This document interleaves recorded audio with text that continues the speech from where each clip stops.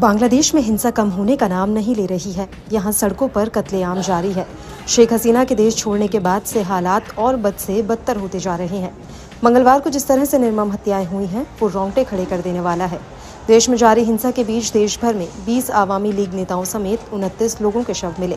बताया जा रहा है कि एक्टर शांतो खान के प्रोड्यूसर पिता सलीम खान हसीना की पार्टी आवामी लीग से जुड़े थे। उन्होंने शेख हसीना के पिता मुजीबुर रहमान पर बनी फिल्म प्रोड्यूस की थी। ढाका ट्रिब्यून की रिपोर्ट के मुताबिक सोमवार को वे घर से निकलकर भाग रहे थे। फरक्काबाद बाजार में उन्हें भीड़ ने घेर लिया। तब उन्होंने गोली चलाकर खुद को बचा लिया, लेकिन बाद में वे गिर गए।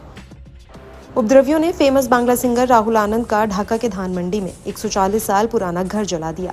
जलाने से पहले उनके घर में लूटपाट भी की गई। आनंद, उनकी पत्नी और उनका बेटा हमले से सुरक्षित बच निकले में सफल रहे। घर में आग लगने की वजह से राहुल के घर में रखे 3000 म्यूजिकल इंस्ट्रूमेंट्स बर्बाद हो चुके हैं। उधर उपद्रवियों ने सोमवार रात जोर शोर में आवामी लीग के एक नेता का आलीशान होटल आग के हवाले कर दिया। इसमें 24 लोग जिंदा जल गए। इसमें इंडोनेशिया का भी एक शख्स शामिल है।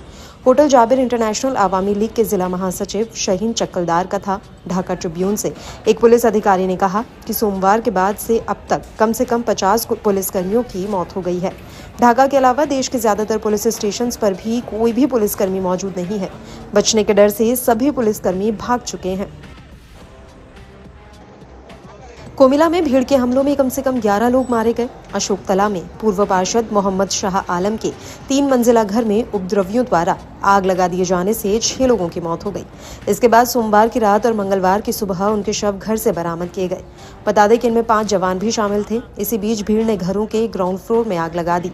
बाद में तीसरी मंजिल पर शरण लेने वाले लोगों की धुएं के कारण मौत हो गई और वे जलकर मर गए। इस घटना में कम से कम 10 लोग घायल हो गए हैं। इनमें एक गंभीर रूप से घायल का आईसीयू में इलाज चल रहा है। तो बांग्लादेश में जारी हिंसा के बीच एयर इंडिया ने कल देर रात ढाका एयरपोर्ट से एक विशेष चार्टर उड़ान संचालित की। ये ढाका से दिल्ली के लिए 199 यात्रियों और 6 बच्चों को लेकर आया और रात सुबह दिल्ली पहुंचा। ये जानकारी एयर इंडिया के सूत्रों ने दी है। ढाका ट्रिब्यून की खबर के मुताबिक आंदोलन में मारे गए लोगों के परिवारों और घायलों के लिए 11 सूत्रीय मांगे रखी गई हैं, जिनमें फूड कार्ड कार्यक्रम के तहत आयु के आधार पर स्नातकोत्तर तक के सभी छात्रों को 2000 से 3000 टका प्रति माह अनुदान देना, नौकरी के इच्छुक लोगों को 3000 टका बेरोजगारी भत्ता देना और प्रभावित परिवारों का शीघ्र पुनर्वास करना शामिल है। मांगों में निजी विश्वविद्यालय में छात्रों को सीधे सरकारी छात्रवृत्ति